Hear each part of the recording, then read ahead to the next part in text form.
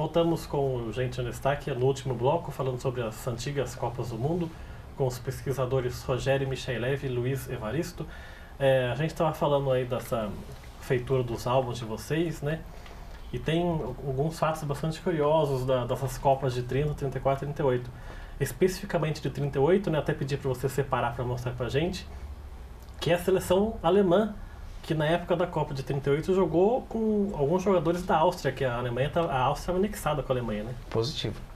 Então tá, a imagem aqui, para muitos pode ser chocante, mas é um fato histórico, gente. Não tem como negar isso. Eles jogavam com o emblema do nazismo na camisa, sim, né? Exatamente. Né? Então, isso aqui a gente utilizou uma camisa padrão para que todos aparecessem com o uniforme, mas o escudo era esse. Era esse que eles utilizavam. Na Copa de 1938. Eu peço que você me dê um close nesse cara aqui, ó, o Lerner. O que é engraçado, o legal de toda essa pesquisa é o seguinte, Rodrigo. Nós sempre dissemos para as pessoas, nós precisamos o rosto da pessoa, independente ele não precisa estar com a camisa da seleção. Essa foto, esse sorriso, gente, ele tá com o uniforme da SS alemã.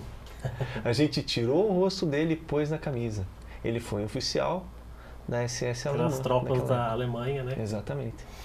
Então, foi um fato histórico, né? Complicado aí da questão mundial. Inclusive você que estava falando até agora no intervalo, teve uma pequena discussão com o professor Heriberto se colocava ou não o emblema original ou se não, né? Exatamente. Inclusive, essa Copa, a Áustria estava classificada né, para 38. E a Copa acabou tendo 15 e não 16 equipes, justamente pela anexação ali da Áustria ao projeto lá de expansão do Terceiro Reich lá, né? E eu falei, professor, mas tem que pôr o escudo. É um fato histórico. Mas veja bem. Eu falei, não, pode colocar. Não tem como fugir disso. Né? As pessoas vão achar meio estranho, mas o que vamos fazer? Né? A gente procura ter acesso à história justamente para evitar de repetir. Foi uma Copa onde a Alemanha estava com Hitler como chanceler, a Itália estava com Mussolini. Isso. A Copa foi na França e a Itália ganhou. Isso. E a Itália jogou com camisas pretas, né? Sim, senhor. Exatamente. E tem um fato interessante disso aí também, no Benito Mussolini. Principalmente em 34. Em 34, 34. Que ele chegou no vestiário, na final, falou assim, ou vocês ganham, ou vocês morrem. Os caras deram sangue na partida, tiveram que ganhar. Simples assim, né? E teve uma entrevista depois que a gente buscou aí, que de um jogador da época, ele falou assim, Mussolini tinha uma peculiaridade, ele cumpria tudo aquilo que prometia, então a gente deu o sangue muito mais. Porque a Copa 34 foi na Itália, né? Foi. Então, não tinha como perder. Opa, vai perder depende. a Copa. Eu não estou bem ao certo, mas eles ganharam da Hungria. Eu não sei se numa Copa ou outra. Não, vamos recorrer aqui. Estamos aqui, né, pessoal? Vocês não me dão licença, né? Vamos lá para a gente não errar e não passar vergonha na frente de vocês, né? Então, aqui, gente. Em 34... eles tiveram uma prorrogação com a Tchecoslováquia. E a Tchecoslováquia tinha Plânica como goleiro, um grande goleiro da época. E em 38 eles ganharam da Hungria de 4-2 e a Hungria chegou a estar na frente no primeiro tempo. Então eles desceram para o vestiário. Com a vida em risco. Mussolini deu aquela injeção de ânimo neles, né? E aí, segundo consta, né, reza a lenda que nos hábitos também. Né? Aí teve algumas coisas lá e nas duas partidas a Itália, por sinal, né? Não se sabe por como, né? Além do futebol que tinha, acabou ganhando as duas finais. Fazendo assim, elucubrações, pensamentos assim, se as Copas de 42 e 46 tivessem tivessem sido realizadas, vocês acham que a Argentina, por ter aquele time com se não me engano, teria muita chance. La Bruna, toda aquela Você acha que a linha Argentina poderia ter ganhado as duas Copas? Olha assim. As duas não digo, mas uma pelo menos a Argentina levaria, né? Até porque 42 ou 46 estava prometido da Copa ser na Argentina. Então, aquele time voava. Você pega as Copas Américas, que eram referência da época, tanto que, historicamente, a formação da Copa do Mundo foi baseada nos torneios da Copa América, que é o torneio de seleções mais antigo. Né? Evidentemente, claro que a gente não compara os jogos das seleções britânicas, mas vamos dizer, um campeonato voltado para várias seleções. O primeiro é a Copa América, né? E daí foi, vamos dizer, pode ser dito como um embrião da Copa do Mundo. Então, o que acontece? Fatalmente, uma das Copas a Argentina levaria. E é verdade que vocês estão em negociação com a Panini para fazer, sei lá, uma outra distribuição? Como é que está sendo feito isso? Então, assim, em setembro, o professor foi fazer a divulgação do trabalho no Memofute, né? Que é aquela reunião mensal que o pessoal faz lá no Pacaembu, com historiadores da mais alta, assim, do mais alto nome aqui que nós temos em São Paulo e no Brasil, né?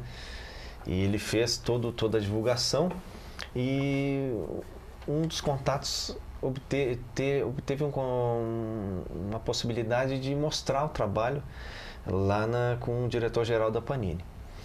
Daí o professor foi chamado assim praticamente às pressas, né? Olha, eu tenho reunião depois de amanhã.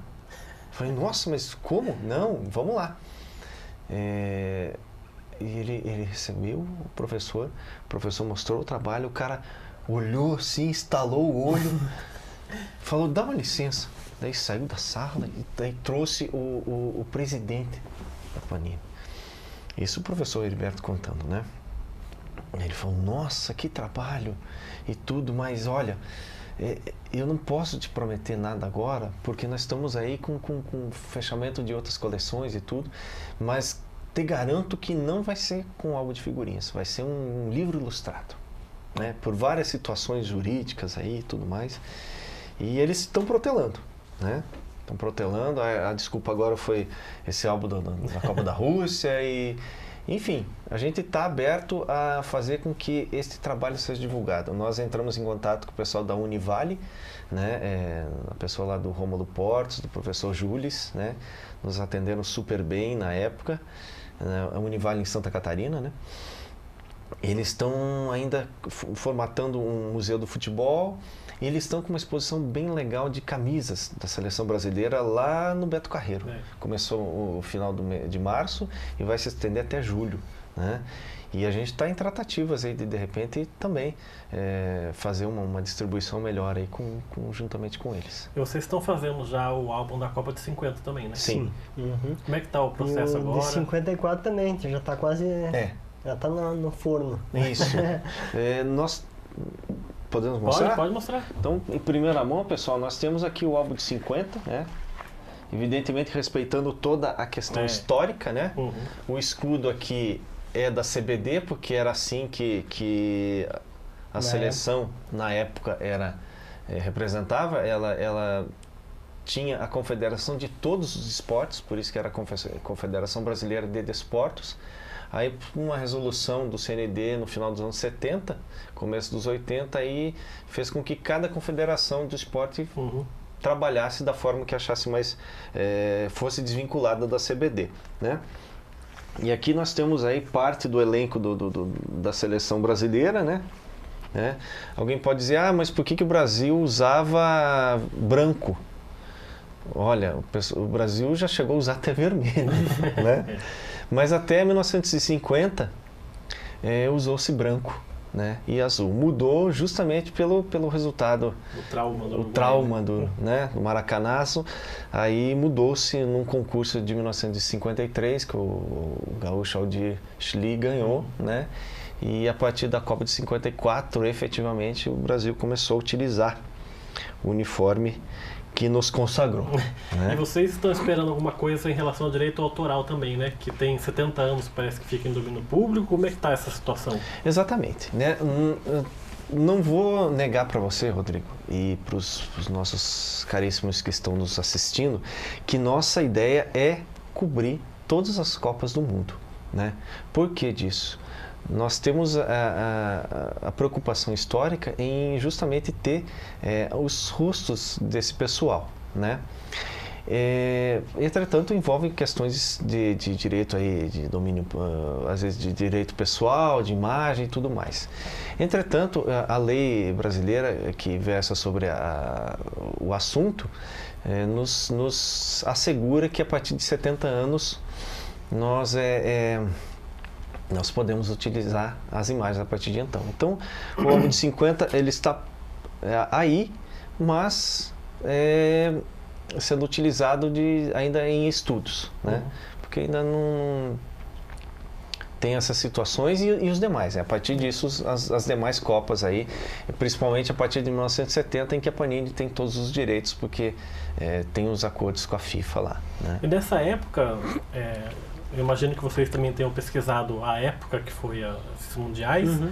Existia alguma coisa semelhante com o álbum, com, sei lá, por exemplo, em 1950, tinha algum álbum no Brasil com figurinha de bala, alguma coisa assim? Teve, né? Teve as balas americanas. As balas americanas. Então. Só que nesse álbum tem muita foto com o nome errado. Tipo a foto assim, de um cara com o nome do outro, assim, sabe? Então esse trabalho também serve para consertar isso. O que também eu acho que devia ser normal, porque quem devia fazer essas figurinhas devia ser uma pessoa que na época não tinha informação, né? Não. Exatamente. A única coisa era jornal e rádio. Exatamente. Só, então, grafia errada, o nome errado, confundia o nome do lado, eu coloquei aqui.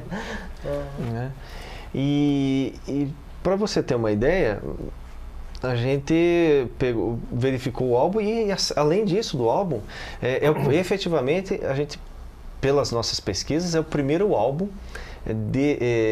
que foi feito para um evento, né? Para a Copa do Mundo. Provavelmente porque na época aqui em São Paulo, na capital, tinha as balas que faziam já álbuns de figurinhas antes, né? E daí aproveitaram o evento, né? Mas, por exemplo, o álbum de 54, você tem a Copa de 54, você vê poucas fotos. 58 é o primeiro álbum num formato que veio em sequência, que você punha 16 jogadores, né? 62 e a partir de então, né? Mas é aquela coisa, muitos jogadores que estavam ali contemplados no álbum não foram para a Copa, né? Como já está acontecendo nesse álbum que foi lançado. Todos têm erros, né? Todos. E nossa ideia é justamente evitar isso, procurar trazer os rostos de quem efetivamente esteve nos eventos, né, nas Copas do Mundo, né? A gente está caminhando quase no final do nosso programa. Eu queria saber de vocês, a opinião de vocês sobre hoje. Vocês acham que, por exemplo, que a maioria, hoje mudou muito, mas ainda a maioria das pessoas que colecionam álbuns são crianças. Você acha que hoje em dia isso mudou muito? O álbum de figurinha de hoje é tratado como era tratado antigamente, até uns 30 anos atrás, por exemplo? A tecnologia atrapalhou muito? Você acha que... A análise de vocês sobre hoje? Eu acho que mudou muito. A paixão que era, como eu falei para você aquela hora lá, que eu comecei a colecionar com o álbum da Copa de 78. Então era muito legal, era você comprar figurinha e pá, colar e tal, não sei o quê. Hoje eu acho assim, os jovens eles procuram outras formas de diversão, né? Não tanto o colecionismo em si, né? E você também acha que mudou muito? Olha, engraçado. Quando chega essa época de Copa do Mundo, tem a febre, né? Mas ela, de repente, não é a mesma coisa que para nós foi. Pode ser uma visão nossa, enquanto a gente que conhece já as coisas e tudo mais. Mas que parece para as crianças, eles, de certo modo, ainda mantêm um pouco aquilo. Mas muda bastante pela questão de tecnologia, né? Eles têm outros interesses hoje em dia, né? Então a Copa de 2014 foi uma febre muito grande, né? Vamos ver como é que vai andar a Copa da Rússia, principalmente depois, né, do maior vexame que este futebol brasileiro teve, né? Porque ele superou anos-luz Aí a questão do Maracanaço, né? Nossa. Porque foi a Copa no Brasil e perdeu de 7 numa semifinal, né? Exatamente, né? Se guardadas as devidas proporções, eu hoje torceria para que aquela bola do atacante chileno tivesse entrado. Então, do oitavo de final, né? Ou então tivesse perdido nos pênaltis, né? Pro Chile. Exatamente, eu acho que seria menos feio do que toda aquela situação que a gente viu aí, e, assim, inigualável. Né? Pra gente encerrar então, vocês que não pesquisam apenas sobre a Copa do Mundo, vocês dois são torcedores fanáticos do Curitiba, né? Eu sei que vocês... Não, senhor! Não, senhor! Clube Atlético aqui. E para as pessoas acharem vocês que quiserem comprar o álbum, é no Facebook mesmo, coloque seu nome lá e entre em contato. Olha, você tem a vantagem da tecnologia, né? Existem prós e contras sempre, né? Uma das vantagens que a gente teve na pesquisa foi encontrar historiadores, né? Muitos nos deram retorno, mas outros deram. O maior historiador do futebol mexicano, Carlos Calderón Cardoso, ele nos deu um retorno, né? E ele nos resolveu todas as fotos que precisávamos daquele período, principalmente das Copas de 30, 1950 e 54 que o México participou, né? E daí, a partir disso, a gente teve outros contatos, mas não tão bons quanto esse do nosso amigo mexicano. Mas a vantagem disso tudo é que hoje você pode entrar em contato conosco por e-mail, pelo Facebook, né?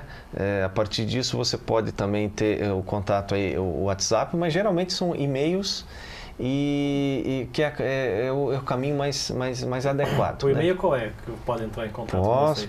Posso relatar. Então, tem o meu e-mail é rmichailev, MICHAILEV 76@gmail.com. Tem do professor Heriberto, né, que é machado50h@gmail.com. No Facebook está o seu nome lá, Rogério Michailev, pode achar, daí inbox pode falar com você também, pode, né? Pode. Você também tem acesso ao sim. Facebook também, pode procurar lá também. Tem o e-mail do Luiz, pode falar. Luiz Evaristo 65@gmail.com. Luiz Evaristo 65@gmail.com. E as pessoas estão gostando, está tendo boa repercussão. Então, Rodrigo, para você ter uma ideia, o professor já enviou, além de todo o país, né? De norte a sul, né? A gente já enviou para a Sérvia, para a Alemanha e para Nova York. São os últimos contatos que a gente conversou ontem com o professor, né? Então, toda essa divulgação, até aproveitando para agradecer a oportunidade, Rodrigo e todo o pessoal aqui, para a gente divulgar isso aí, né? Assim, ninguém quer ficar rico com esse material, porque afinal de contas, trabalhar com questão cultural nesse país é só para quem gosta muito, né? Então a gente não vai ficar rico com isso. A gente só tem cobrado o valor aí porque julga que é uma obra de caráter assim, evidentemente histórico, único e uma compensação de tudo que a gente tem feito aí, né? Tá certo, muito obrigado pela vinda de vocês aqui, parabéns por esse trabalho extraordinário que vocês fizeram, viu? Obrigado por ter aceitado a entrevista e vindo até a Jacareí. Nós que agradecemos, foi incrível. É uma satisfação enorme, Rodrigo, né? A gente poder debater sobre um assunto que todos nós aqui, enquanto nação de chuteiras, né? Utilizando aí os jargões que o pessoal gosta de utilizar, a gente poder debater um pouco aí sobre a importância do que estes senhores foram para o que hoje nós temos aí de mídias e altos salários e atletas assim renomados, né? Então estes senhores são responsáveis pelo sucesso destes meninos aí endinheirados. Tá certo, muito obrigado pela vinda de vocês. O programa Gente em Destaque fica por aqui, continua assistindo a TV Câmara Jacareí, a TV pública da cidade.